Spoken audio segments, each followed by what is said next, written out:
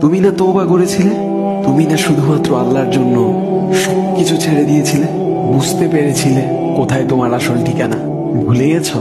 আবার কোন পাপ তোমায় গ্রাস করে নিল? তুমি তো সেই যে নিজের পাপের প্রতি অনুতপ্ত হয়ে সিজদায় পড়ে অঝরে কেঁদেছিলে। তাহলে আবার কেন দুনিয়ার ধোঁকায় পড়ে গেলে? কেন ভুলে গেলে কোথায় তোমার আসল গন্তব্য? তুমি কি হার মেনে নিয়েছো নফসের কাছে? তুমি এত দুর্বল, ভুলে গেছো তুমি কার বান্দা, কে তোমার রব? তোমার রব তো সর্বশক্তিমান। সর্বশক্তিমানের বান্দা আবার কখনো দুর্বল হয় নাকি? মৃত্যু পর্যন্ত লড়ে যাও তুমি। শয়তানকে দেখিয়ে দাও তোমার ইমানের পাওয়ার।